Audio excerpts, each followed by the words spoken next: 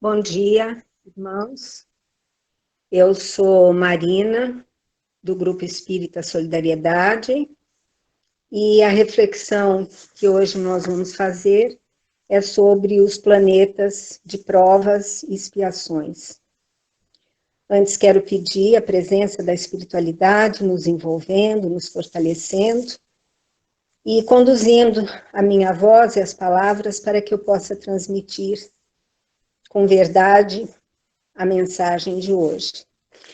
Todos nós já estudamos bastante sobre os planetas de provas e expiações. Nós sabemos que há muitos mundos e em cada um está num grau de evolução e de desenvolvimento. Então, falando em provas e expiações, vamos falar principalmente do nosso planeta Terra, que até agora é um planeta de prova e de expiação, em trânsito para a regeneração, mas ainda, infelizmente, um planeta onde predomina o mal, e nós somos testemunhas disso, porque aqui vivemos há tanto tempo, tentando trazer os ensinamentos de Jesus para a prática. É uma questão que eu queria ressaltar, sobre o ensinamento de Emmanuel, exatamente a diferença entre prova e expiação, o que é uma e o que é a outra. Então, a prova é exatamente aquilo que o aluno tem que fazer na escola.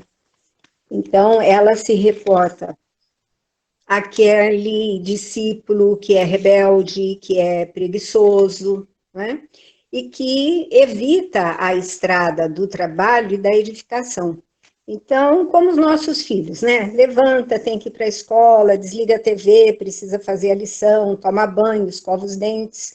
Então, a prova, ela repousa, lógico, em questões muito mais graves do que essa. Mas é um chamamento para a disciplina e para a edificação, porque a razão de estarmos encarnados é para esse crescimento moral, intelectual, material também.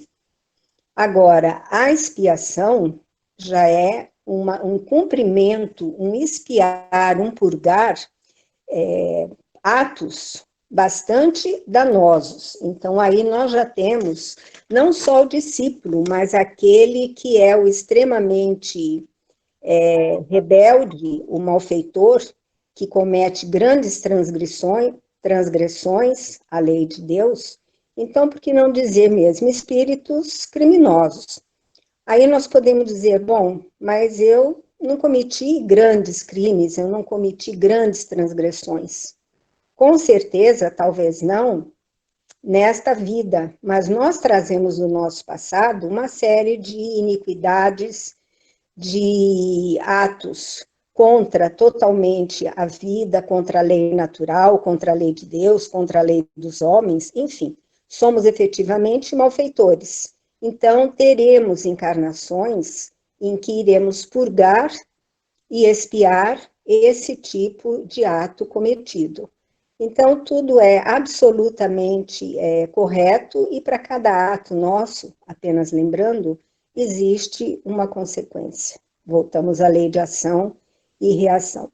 Então, achei importante, quando a gente fala em planetas de prova e expiação, a gente ter a noção exata do que é prova e do que é expiação.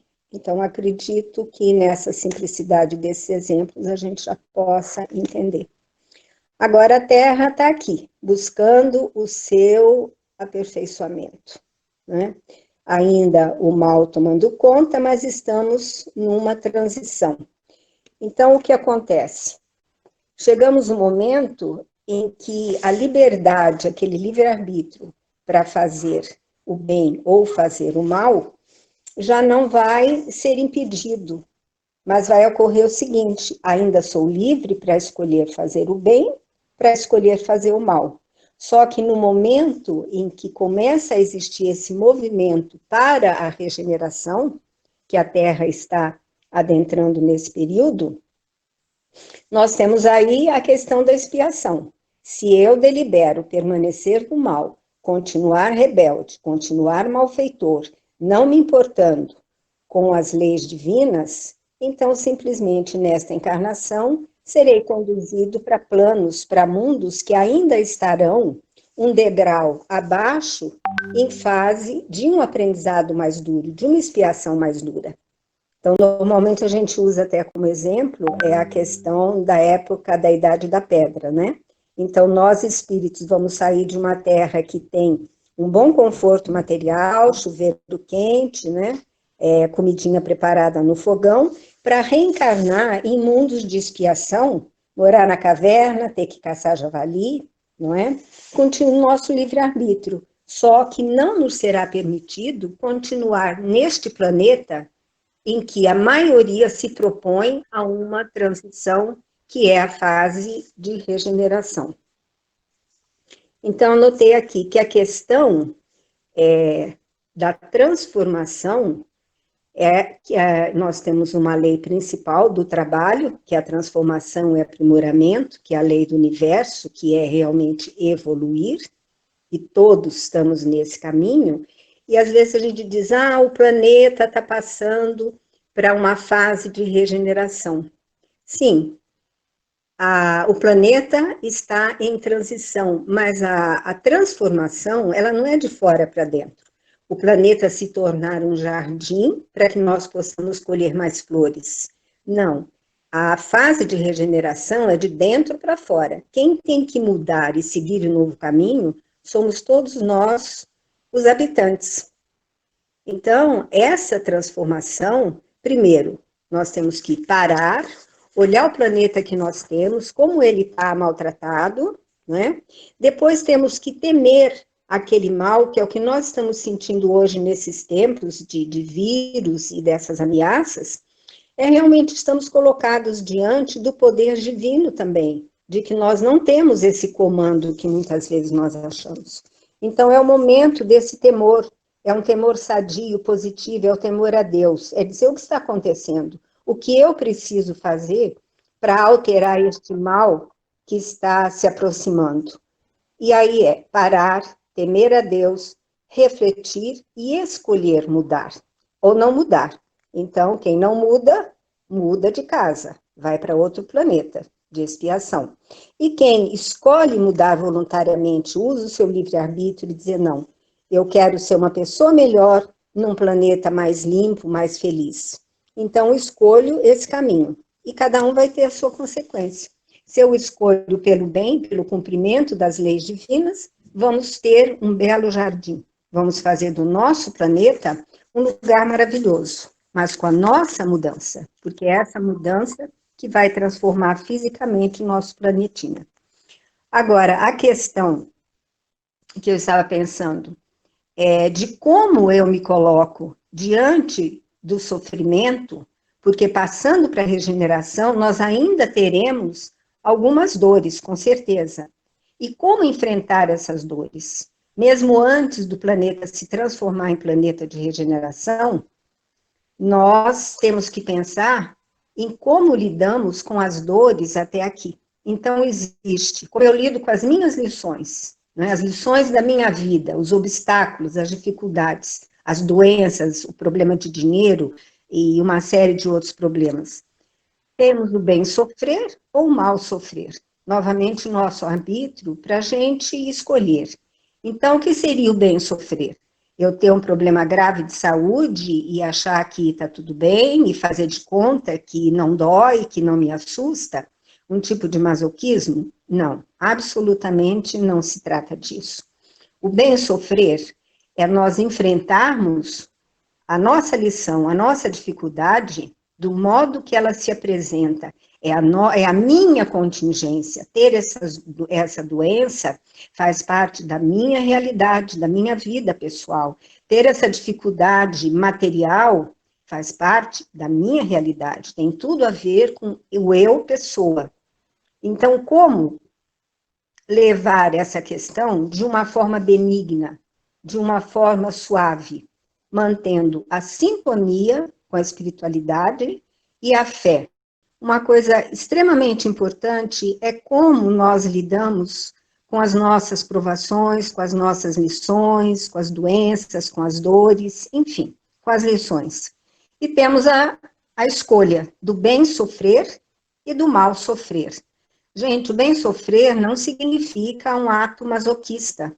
É uma forma de estarmos próximos de Deus, fortalecendo a nossa fé e recebendo todo o amparo da espiritualidade, porque aí fica muito mais fácil atravessar a tempestade. E nós sabemos disso pela prática, porque todos temos tido experiências de todo tipo, né? As boas e as ruins.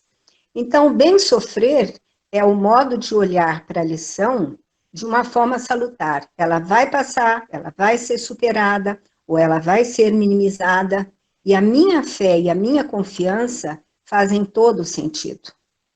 Por outro lado, o mal sofrer é normalmente o comportamento daquela pessoa que usa muito a chamada queixa vazia. Então, lastima, ai, porque isso só acontece comigo, eu não tenho sorte, Deus me esqueceu. Então, esta lamúria, assim como o bem sofrer e a fé trazem o que é positivo, a queixa traz tudo que é negativo.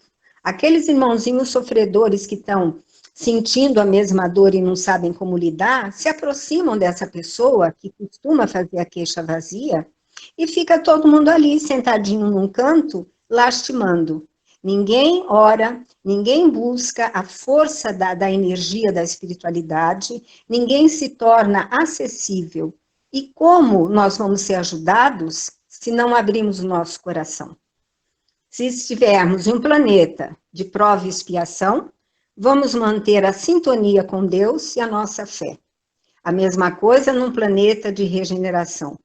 Não importa. O importante é como nós nos colocamos diante do Criador e como nós contribuímos para a construção do bem na nossa vida e no nosso planeta.